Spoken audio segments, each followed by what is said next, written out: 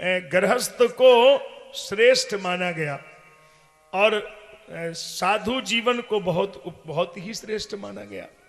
तो साधु बनने का मतलब ये नहीं कि सबको साधु ही बनना है, गृहस्थ में रह करके भी साधु बन जाइए। गृहस्थ यदि 5 यज्ञ रोज करने लगे तो साधु हो गया। 5 यज्ञ रोज करे।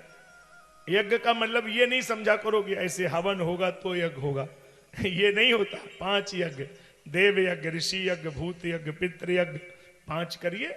मानी सवेरे पहली रोटी बने गाय को दे दो, यज्ञ हो गया। ये थोड़ी कि ऐसी हवन से यज्ञ होता। पहली रोटी अगर गाय को चली गई तो पहला यज्ञ हो गया। आखिरी वाली रोटी कुत्ते को दे दीजिए, है ना। अब बीच में कोई रोटी खराब हो जाए तो कौवे को दे दो। और गीता, रामायण, भागवत जो भी तुम्हें अनुकूल लगे, भले ही 10 मिनट पढ़ो लेकिन जरूर पढ़ो। गुरु जी ने जो मंत्र दिया है भले ही 10 मिनट उसकी उपासना करो, जरूर करो। महापुरुषों ने जो सत्संग में ज्ञान दिया है भले ही 2-4 मिनट करो, उसको जरूर करो। एक थाली में रोटी दाल सब्जी लगा के जरूर फ्रिज में रख दो। शाम तक इंतजार करो कि कोई भूला भटका आ जाए, कोई अपने भाग्य से ले जाए। किसी अतिथि के लिए करना चाहिए।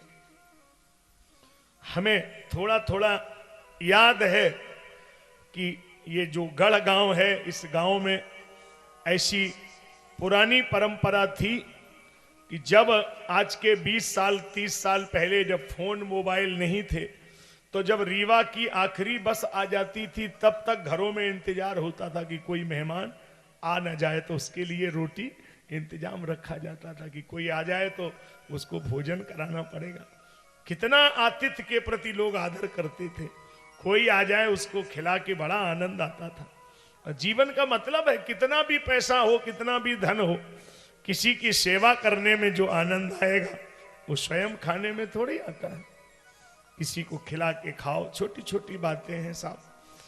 तो मैं आपको निवेदन कर रहा था, फिर आप उसी जगह आइए। साधु सन्यासी का जीवन बहुत कठिन है। यद्यपि आप लोगों ने तो सन्यासियों को देखा ही है, प्रयाग में तो सन्यास दिया ही जाता है। तो अखाड़े में जब सन्यासी बनता है तो थोड़ा कठिन है। आपको लगता जरूर होगा कि ऐसी कपड़ा पहन लिए ना, सन्यासी को पिंडदान अपने हाथों से करना पड़ता है। इसलिए सन्यासी का पिंड नहीं दिया जाता, सन्यासी को जलाया ही नहीं जाएगा, क्योंकि वो तो पिंड पहले ही जल गया। वो तो सन्यासी का शरीर तो मुर्दे का होता, वो तो शरीर का साक्षी होता है, चेतन अपने को मानता है। भगवान शंकराचार्य कहते हैं चिदानंद रूपा शिवोहम शिवोहम। कठिन है। और गरुड़ पुराण में आया है दंड ग्रहण मात्रेण नरो नारायणो भवेत। यदि सन्यासी दंड ले ले तो वो तो नारायण स्वरूप हो जाता। दंड वाला सन्यासी, दंड वाला देखा कि नहीं, ऐसे वो दंड हाथ में लिए रहते हैं, लाल कपड़ा ऐसा लंबा लकड़ी, वो दंडी सन्यासी बहुत कठिन होता है। इसलिए सन्यासी को लाल कपड़े क्यों दिए जाते हैं, इसका मतलब समझते हो? लाल कपड़े का मतलब अग्नि का स्वरूप होता है। अग्नि का रंग लाल है तो इसलिए लाल कपड़े, अग्नि मानी उसका शरीर जो है वो अग्नि की तरह जल गया उसमें, इसलिए लाल कपड़ा। तो वैष्णव में सफेद रहेगा, हम लोग सफेद रहते हैं हमेशा।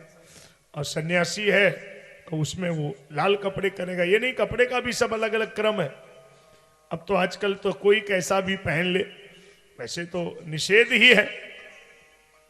तो अपने यहाँ सनातन में हरा काला नीला ये तो वर्जित किया गया, पूजा में नहीं होना चाहिए।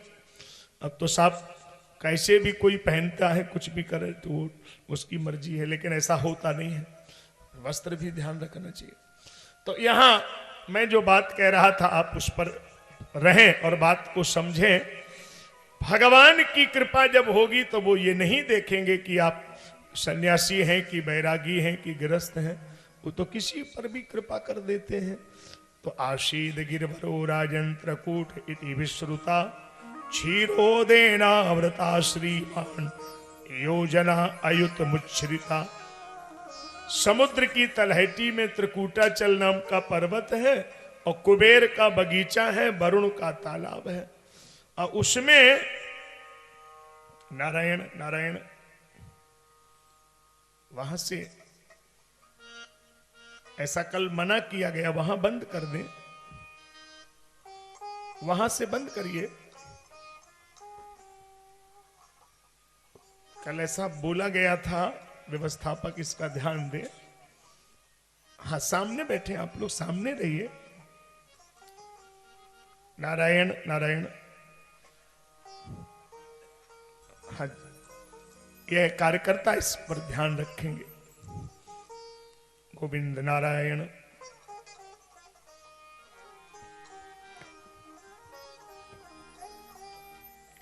आशीद गिरिवरो राजन त्रकूट इति विश्रुतः क्षीरोदेनाव्रत श्रीमान योजना अयुत मुच्छ्रिता। समुद्र की तलहटी में त्रिकूटाचल नाम का पर्वत है, कुबेर का बगीचा है, वरुण का तालाब है, और उसमें एक गजेंद्र हाथी वो नहाने आया। कलकल कलकल की आवाज हुई तो जल में रहने वाले जलचर प्राणी ग्राह ने उसके पैर को पकड़ लिया। अब गज अंदर खींच रहा है, ग्राह अंदर ले जा रहा है। हजारों बरस युद्ध हुआ, वो पैर छोड़ ही नहीं रहा है। और हाथी बहुत परेशान है। वो गज ने अपने परिवार के लोगों से कहा, पति पत्नी बेटा बेटी, ए भैया हमें बचाओ। पत्नी बच्चों ने कहा, हम क्यों बचाएं? अरे भाई हम तुमको बहुत चाहते हैं। बच्चों ने, पत्नी ने कहा कि हम तुम्हें बिल्कुल नहीं चाहते हैं। हाथी बोला, पहले चाहते थे। बोले, पहले तुम फंसे नहीं थे, अब फंस गए, अब थोड़ी चाहते। ये दुनिया वाले चाहते हैं, सही बता रहे, लेकिन तब चाहते हैं जब आप फंसे नहीं होंगे। फंस गए फिर नहीं चाहते। हमको बड़ा अनुभव है, गले में फूलों के माला पड़े हो, कई लोग आगे पीछे जा रहे हो, तो ये दुनिया वाले अपने आप बोलने लगते हैं, हमारे एकदम घर के ही हैं, बिल्कुल खास, बिल्कुल खास। और हथकड़ी लगी हो, हमारे तो पुरखों से संबंध खराब, हमारा कोई बोल चाल नहीं है। 20 साल से तो आना ही जाना नहीं हमारा इनसे। पता नहीं ये दुनिया वाले कितने निराले हैं साहब, 1 मिनट में पाला बदल लेते हैं ना। बनी बनी के लाखों निशार होते हैं, ये बनी बिगड़ जाए तो दुश्मन 1000 होते हैं। इसलिए एक बढ़िया सी बात याद करके जाइए गढ़ वालों, भूलना नहीं। हम बोलते हैं, बोलो, पहले भी शायद बोला था, याद नहीं हुआ, आज फिर बोल दो। संसार के लोग हमें नहीं हमसे चाहते हैं। बोलो, हमें नहीं हमसे। याद रखना, और ये भागवत में ही बोलना।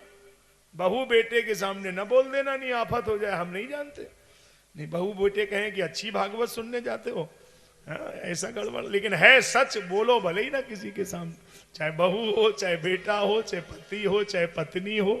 ये हमसे चाहते हैं, हमें कोई नहीं चाहता है, हमसे।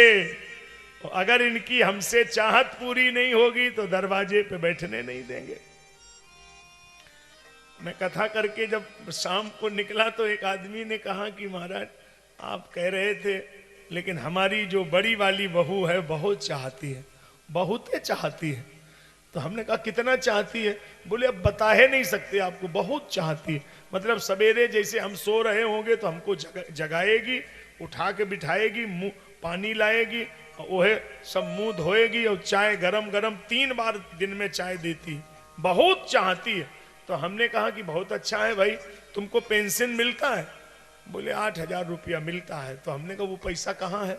नहीं वो बहू को हम दे देते हैं, हम छूते नहीं है। तो हमने कहा एक महीने का पैसा बेटी को दे देना, फिर तुम्हें शरबत मिले हमें बता। अरे तुम हमें पढ़ा रहे हैं, और वो तो समझ रही है 8000 मिल रहे हैं, 3 बार चाय का 5 बार पियो। अब वो समझ गई मामला गड़बड़ है, तो ऐसा तुमको चाय पिलाएगी। इसलिए बूढ़े लोग होश में रहे ना, माल दबा के रखो, बिल्कुल किसी को देना नहीं। और माल अगर नहीं है तो सेवा बिल्कुल नहीं होगी, और माल अगर है तो सेवा चलती रहेगी।